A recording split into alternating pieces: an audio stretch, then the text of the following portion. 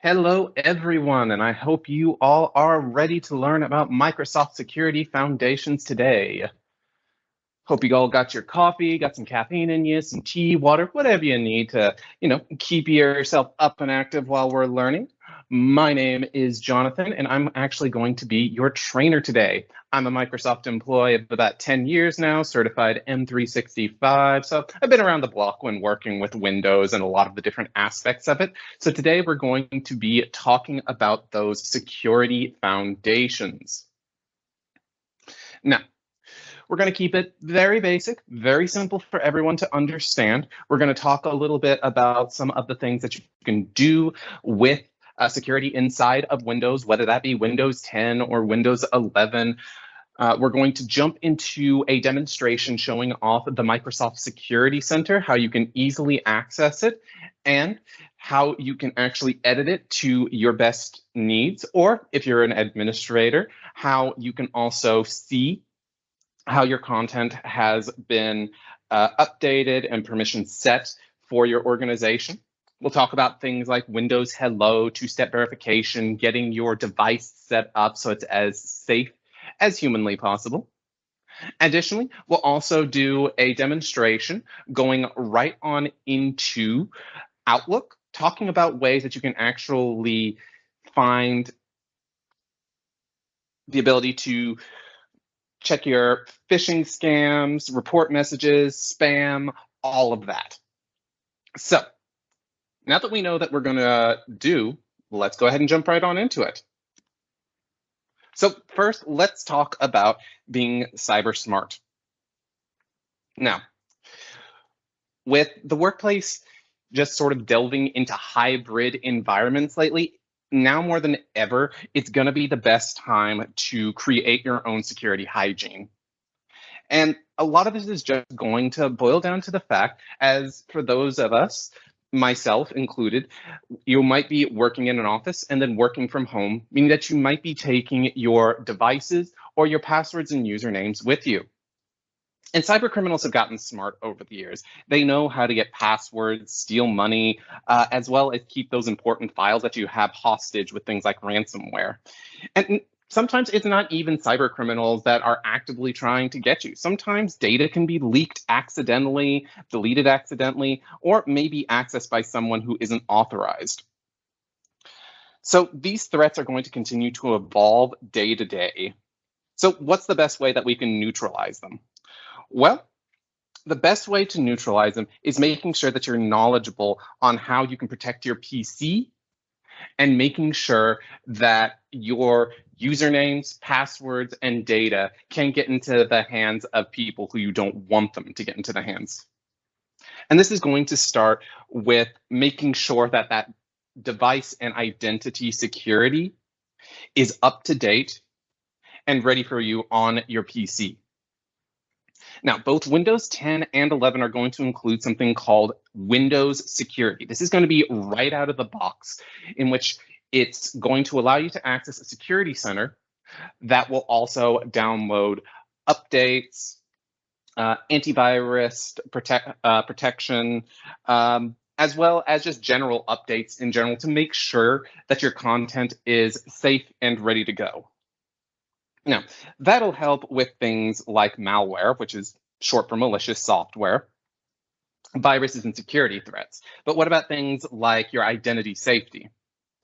Well, when you are setting up your PC, you're usually asked to create a password, but sometimes that password just isn't enough. It can be good to help you get into your PC, but there are other ways to protect it, including Windows Hello, which is going to be a biometric system that we'll talk a bit more about in a little bit. But essentially, it allows you to use either your face or even your fingerprint in order to access your user credentials or account.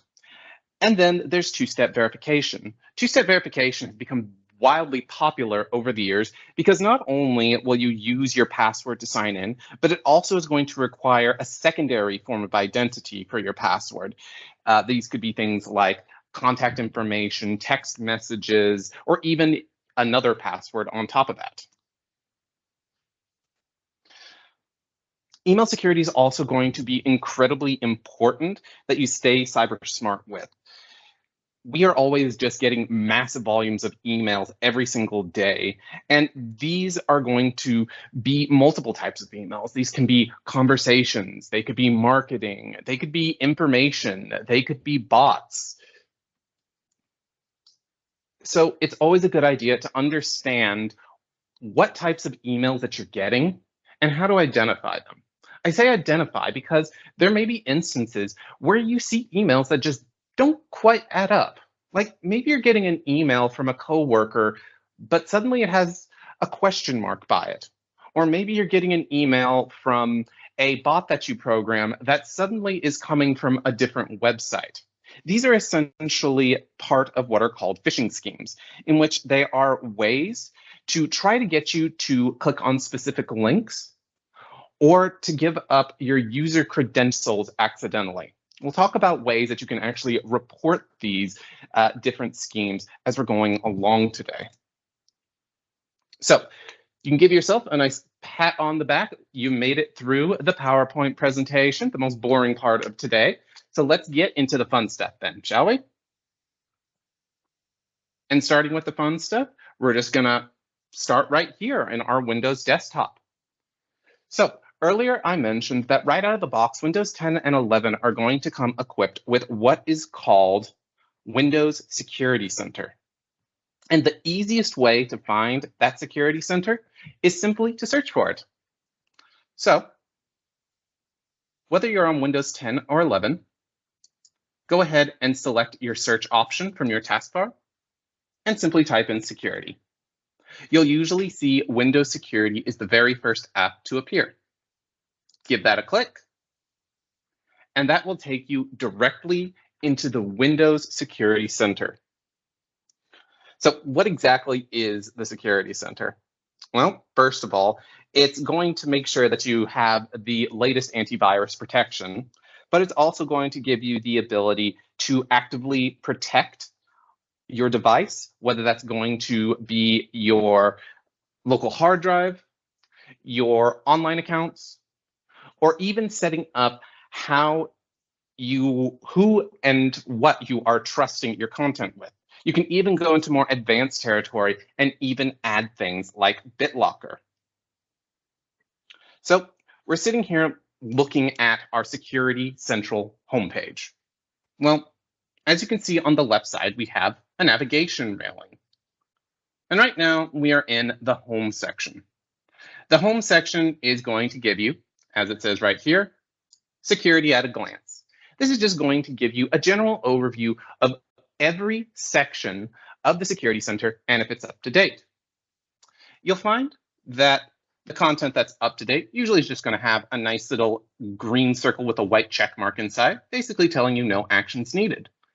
But sometimes, occasionally, you may see one of your security icons with a warning sign next to it. As you can see on my device security, it's got a little yellow triangle with a black exclamation point inside. That usually is telling you to go to that specific area and see what the issue is.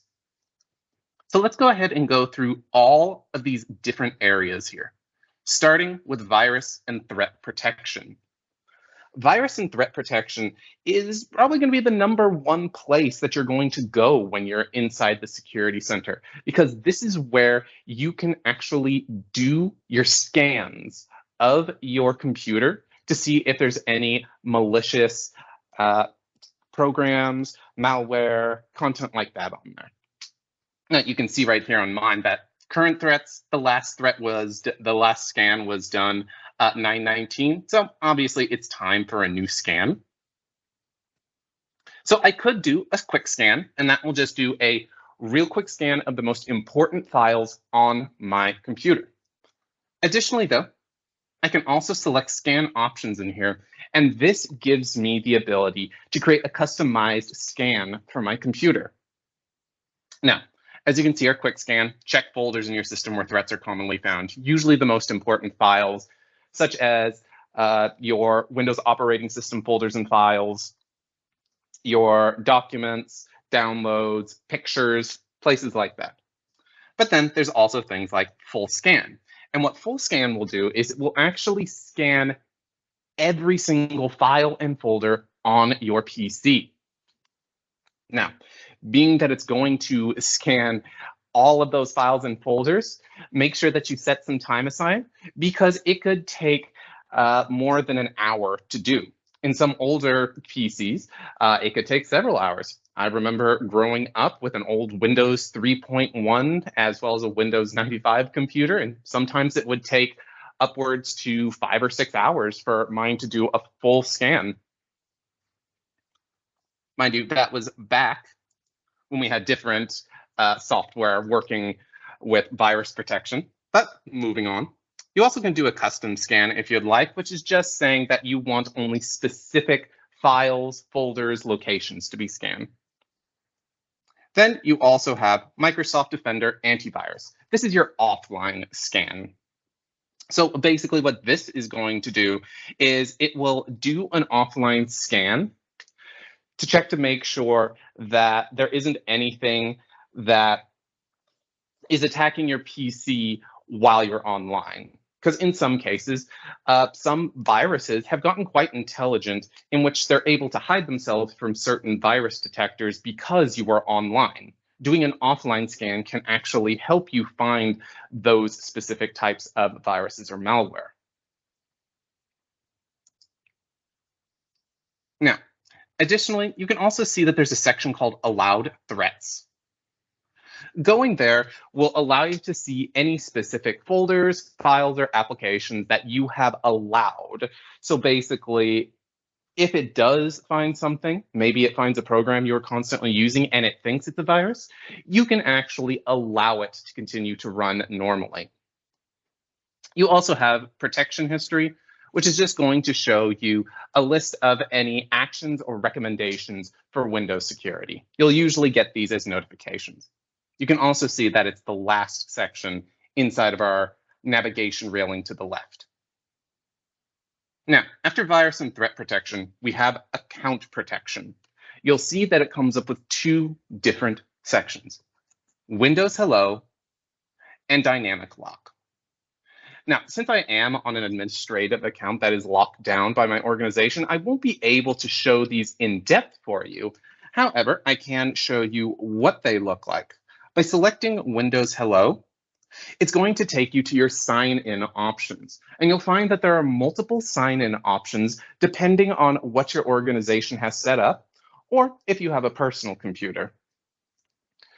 The first two that you're going to see here are going to be facial recognition via Windows Hello and fingerprint recognition via Windows Hello.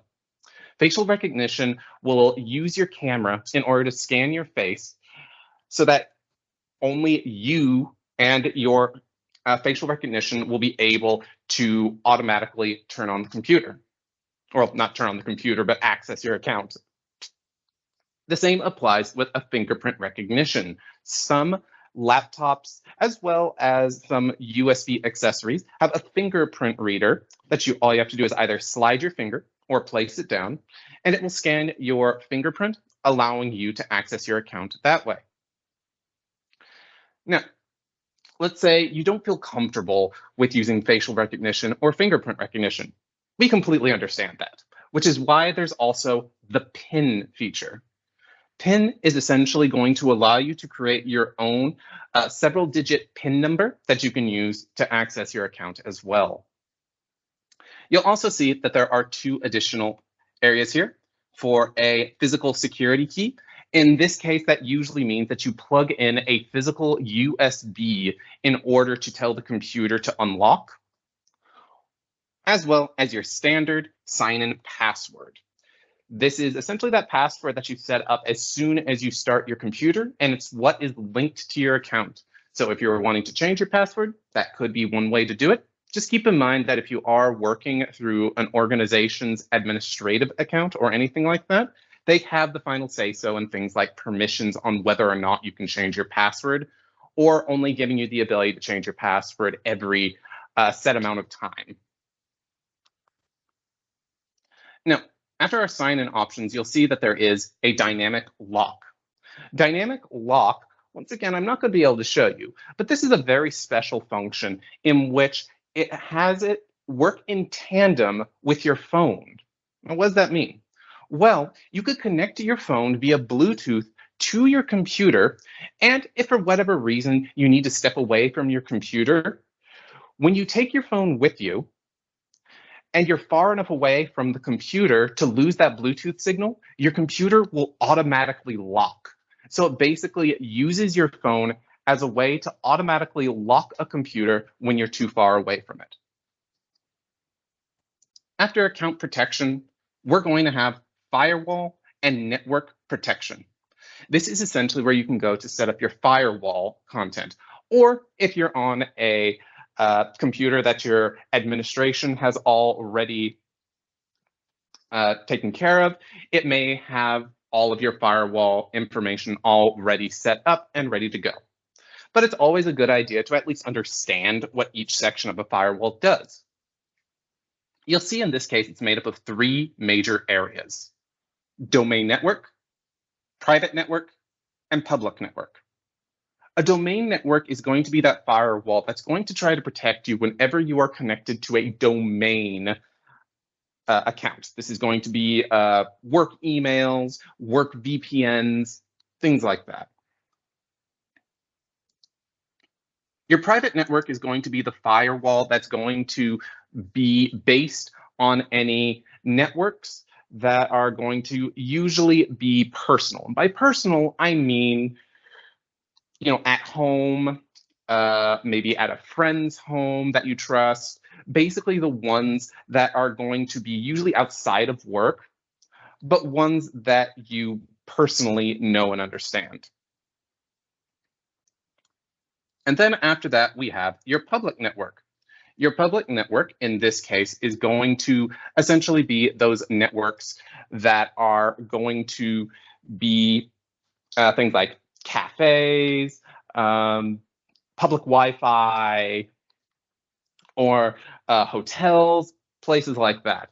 So these 3 firewalls will automatically go active depending on where you are around the world. So whether that is the hotel, whether that's your work office, whether it's at a friend's house, it will automatically go active and do its best to block malicious software or content that they think might be an issue.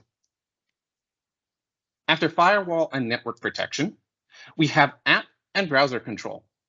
Now, administrators actually have the ability to disable this security feature, as it's a way to try to protect people from doing any stray browsing on the internet, as it were. That goes into a different subject about talking about online safety within web browsers and such. It's still a good idea to talk about app and browser control in this case, just so you know what it means.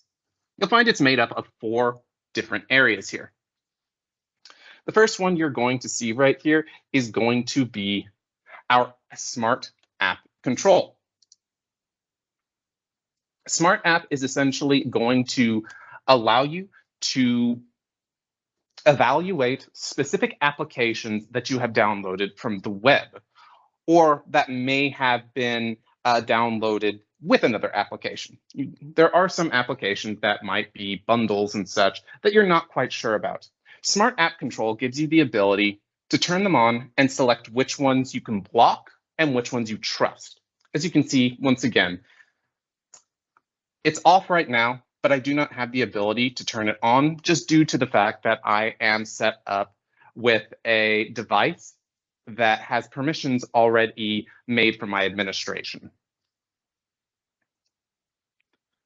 But then you also have what's called reputation-based protection. And what this is it's going to allow you to set up your virus detection based on things that you trust. Now, what exactly does that mean? Well, it essentially is going to look at things like your history, the places that you go, and it's going to say, okay, we understand that you trust this, but then the moment it sees something that's completely unrecognizable or that it doesn't understand, it's going to stop it in its tracks and tell you, hey, we're blocking this. Now, there's a lot of different things that you can do with your reputation-based protection. In particular, I want to talk about phishing protection, and potentially unwanted app blocking.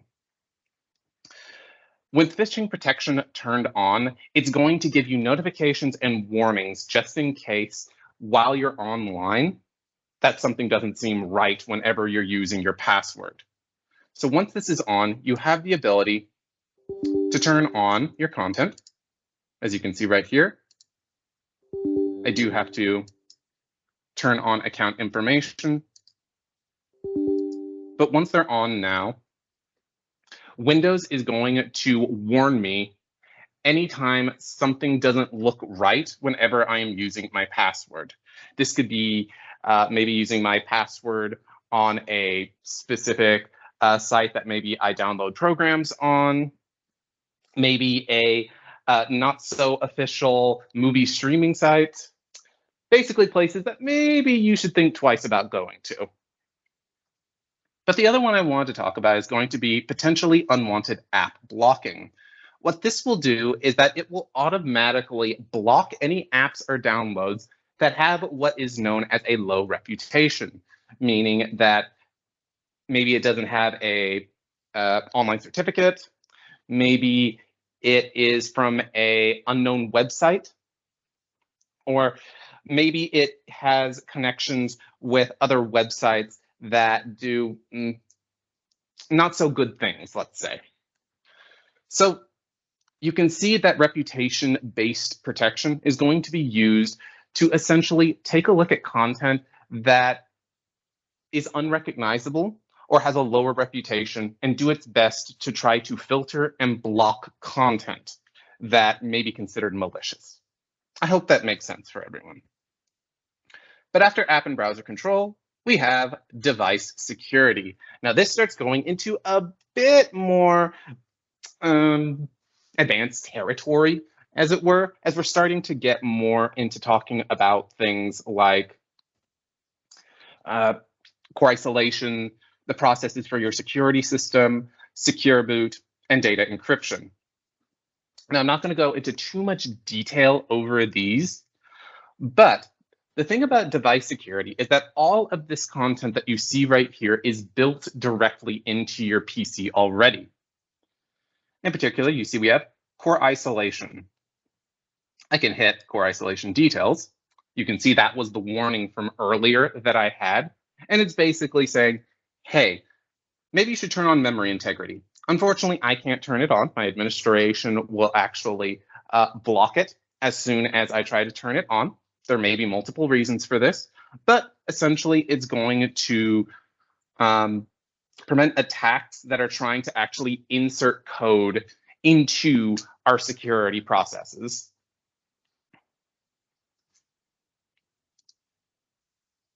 From core isolation, we also have security processor. Now, this is what's called a TPM, a trusted platform module. Think of it as an additional layer of protection for your computer. By clicking on that security details, you can see who the manufacturer is of your TPM, current versions, files, as well as if it's up to date.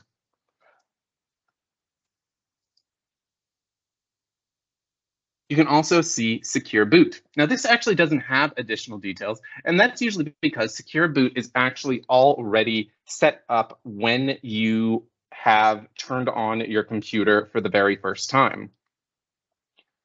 So what exactly does Secure Boot do? Well, Secure Boot is going to prevent a certain type of malware called a rootkit from loading into your system. Rootkits are going to use things like the same permissions as an operating system, and it's going to actually start before an operating system even starts if it gets into your computer. They're often, a part of an entire different suite of malware that has the ability to actually bypass local logins, as well as certain ones even have the ability to do things like recording keystrokes, passwords, transferring files, or even capturing things like cryptographic data. Secure Boot is there automatically to tell you something's not right, we can't log you in. So be aware of that. Rootkits are some of the most dangerous types of malware that you can get on a PC, particularly a work PC. From device security, we have device performance and health. It is exactly what you think it is, because what it's going to do is it's just going to tell you, hey, here's a nice little health report on what's going on with your PC. So Windows Security is just going to sit there. They're going to monitor your device for any security issues. And every now and then, they're going to provide you a health report, usually via a notification. You can actually see this report here within the device performances and health. And it's going to tell you things like common issues, as well as the most common areas that there may be problems with, things like account information, the virus and threat protection, firewall, etc. Then we have family options.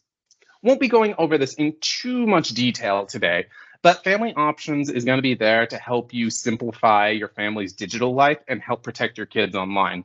Very useful, especially if you are using a shared family computer. So today's training is going to be a bit more business focused, so we're going to leave that out of it. But if you do have a shared computer at home, well, you can see that coming here to the parental controls allows you to view your family settings, that you can get it set up to try to protect your kids while they're online, or even designating how much time they're even using the computer. Then finally, we have our protection history yet again. Cool, huh? So those are all of the different areas of the Security Center. Now, as I said, I wanted to do my best to try to keep it basic and simple for you to understand, as if we keep going further, we'll start getting into more programming jargon, security jargon, all that. And I don't want that too much of that going over your head. Just know that one of the most important places that you can actually go right now is going to be that virus and threat protection inside of your Security Center, so that you can actually go in and do those quick scans. It's also worth noting that your Windows updates that you get occasionally are going to include new virus definitions in them, so that way your computer has the most up-to-date security system whenever you are getting your updates.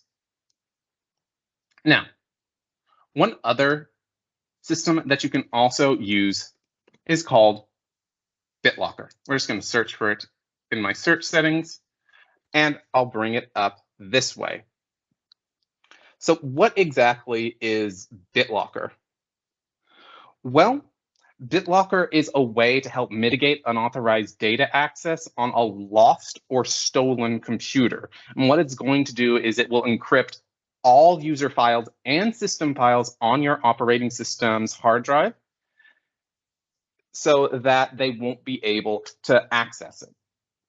Now, I can't go into detail. It's, once again, is a particular thing where it goes into more advanced territory with setting up, figuring out. And I do urge you that if you are interested in learning about BitLocker, I will show you some documentation that you can learn more about it closer to the end. Or if you are using a work PC, try talking to your administration about it and if it's a good idea. But in short, you can use BitLocker to encrypt your entire contents of your drive. And you can even have something like a group policy require that BitLocker be enabled on a drive before a computer can even write data onto it. And there are multiple different ways that this can be configured. One of the most common ways is having a removable drive that will allow BitLocker to activate as well. In my case, you can see that BitLocker is on, so I can't really show you anything since this is an administration locked PC.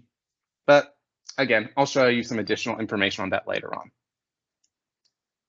All right, so now that we have talked about the Security Center, the next thing that we are going to do is we are going to actually go in and talk a little bit about phishing emails and the such. So I'm just going to change over to my other screen real quick. So give me one moment, everyone. Thank you so much for your patience. All right, then. All right, and here we are. I had to jump over into a different account. I didn't want to end up showing any, sensitive information. We want to try to keep things as basic and simple as we can, of course. So I am using a demo account here on Outlook. So all the information that you see is fabricated for today's demonstration. But the reason that I am here in Outlook now is because I wanted to talk a little bit about phishing scams. Now, as I mentioned at the start, phishing scams are essentially ways to trick you into giving out your account credentials. Now, I have an email set up right here. It's actually going to show you some examples of what some of these phishing scams can look like. Now, you'll actually see in this first little box right here, and let me actually zoom in for you, that this particular email has a question mark next to it. More so, it is from unknown@contoso.com. Now, Contoso is the name of the company that this demo account works for. Now, if this was a corporate email, don't you think it's odd that it would say unknown? Wouldn't it be a person from your address book? And wouldn't it have something like a profile picture on it? This could actually be a phishing scam right here. Your next question may be, well, why is it coming from a corporate email account if it's a phishing scam? Well, that's because some accounts can actually be what is called spoofed. Spoofed emails essentially mimic other emails in order to trick you. So if I got an email from Eric@contoso.com and it said, hey, I need you to sign in here, that could seem very strange to me right there, especially if things like his profile picture doesn't come up. Spoofing could also mean that your coworker's account has actually been compromised as well. Now, just because you see a question mark in here or it may be unknown, this doesn't always mean that it's going to be a phishing scam. So it's always a good idea to at least look at it, but don't click anything. Additionally, you might also see ones like this. Let me zoom in again for you. In which, in this example, you can see unknown@contoso.com, but it's coming via an outside source, in this case, via suspicious.com. This is essentially an email bouncing off another area, again, in order to trick you into opening it and putting in your user credentials. So one of the biggest telltales that you can use when trying to understand if your email is a phishing email is going to be that specific email address that it came from. For both examples, we've been using unknown@contoso.com. You can see this one has a question mark next to it saying that it's not quite sure where this is from, or even if it's a real account, while the other one is coming via an outside source. So what can you do in this situation? How can you protect yourself? Well, you're going to have to use your best practices to understand what might be suspicious and what isn't. For example, I'm just going to come up here to my To section, and we'll just type in someone from my address book, Adrian, for their example. In many cases, if it's someone within your corporate address book, you can hover your mouse cursor, usually over their name and password, and it's going to give you a full detailed card of who they are, where they are, if they're busy, available. In some cases, your administration might actually set them up to see things like, sorry, I went to Grace there by mistake. That happens. It might also show you things like who they are within the organization, their LinkedIn profile, or if they are a member of any public teams or channels. Additionally, if it says that they're available, there's really nothing wrong with sending them a message via Teams or DM saying, hey, I just received this email. Did you actually send it? So sometimes it's a good way of hearing the truth from the actual person. But of course, if you're not completely sure, there's no harm in also reporting an email for phishing. I'm going to go ahead and close out of this specific email to tell you that here within Outlook, you can actually add in specific programs called Report Phishing and Report Message. So here within my Home tab, you can see all the way over to the right that I already have Reporting Phishing and Report Message. Now, you may not already have these already, or your admin team may have already installed them for you.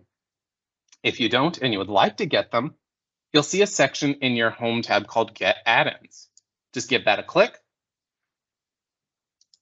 and simply just type in Report. And you'll see that it's the very first two on here, Report Message and Report Phishing. Now, these are designed specifically from Microsoft.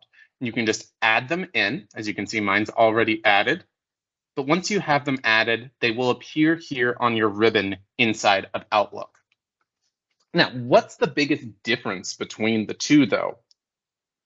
Well, let's start with Report Phishing.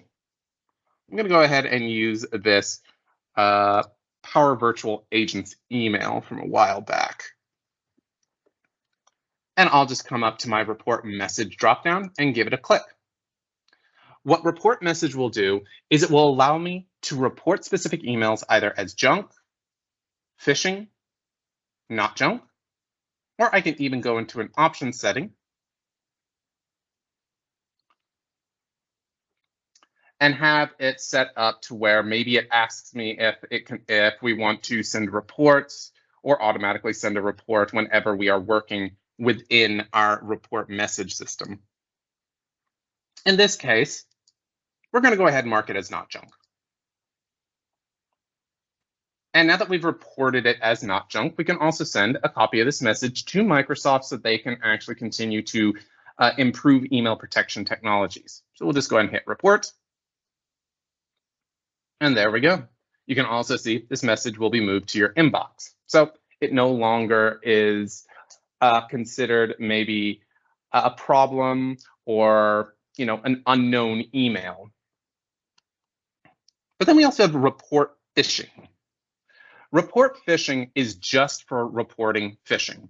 You can use the report message system for phishing as well. But if you just want a system in place for phishing attempts, you can use that. Once again, give it a click. It will say, hey, did you want to send a report about this?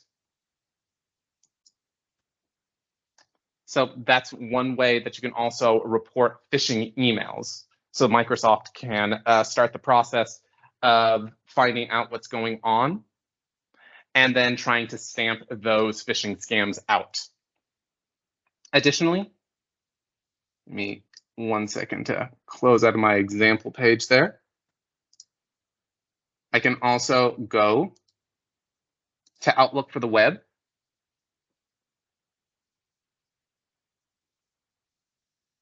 And you'll find up in your web ribbon for Outlook that there's also a section for getting add-ins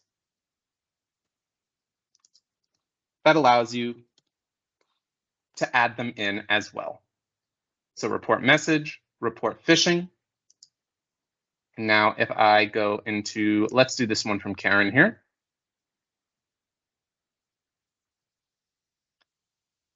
And we could actually go in. Give me 1 second. That's a meeting, so it's not going to actually show up.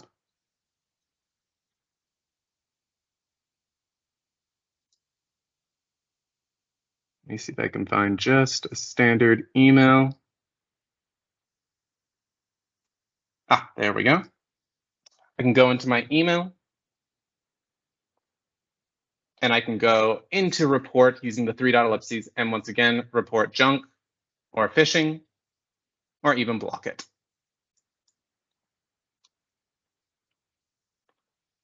So before we close out for the day, I did say that I want to give you some additional information that you can go to so that you feel more confident learning even more intermediate or even advanced functionality if you'd like. And the best place to go to that is going to be learn.outlook.com. www.microsoft.com. From there, this will give you the ability to take a look at different documentation, training, and certifications if you were wanting to go in that direction to learn more. But for us, let's just go ahead and search for Windows security. And you'll see the very first option is for Windows security, giving us a general overview on security from a hardware, software, and cloud perspective.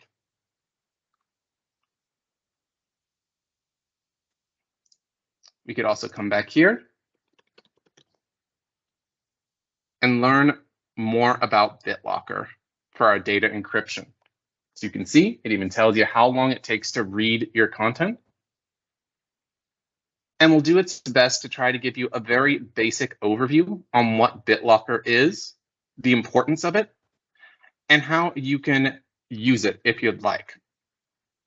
It's especially important for encrypting work computers or maybe devices that may have very sensitive data on them. But overall, though, some of the most important things that you can do from a day-to-day life of keeping your content safe is, first of all, making sure that your PC, whether it be a mobile device or even a desktop device, is secure by incorporating multiple layers of protection for your user accounts and passwords. So at the bare minimum, I would say try getting something like two-step authentication set up.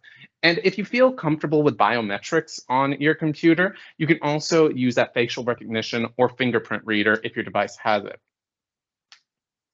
Not only that, but also make sure that you are scanning your emails.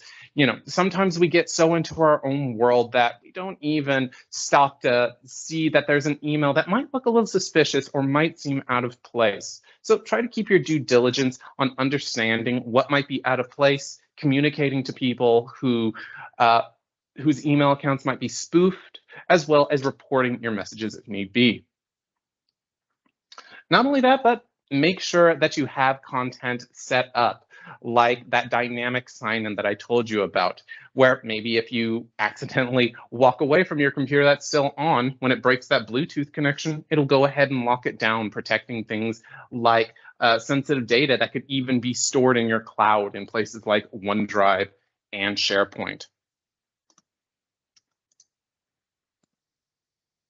But just as a quick overview today that I just mentioned, we learned about some of the basics of Windows security, how you can access that security center, some of the different ways that you can set up ways to protect your PC, as well as ways that you can report phishing scams and even understand how you can analyze an email that might be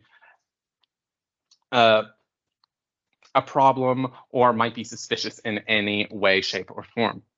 Now, today's training was just a simple basics over security, but if you are interested in learning more advanced content, we would always love to hear from you.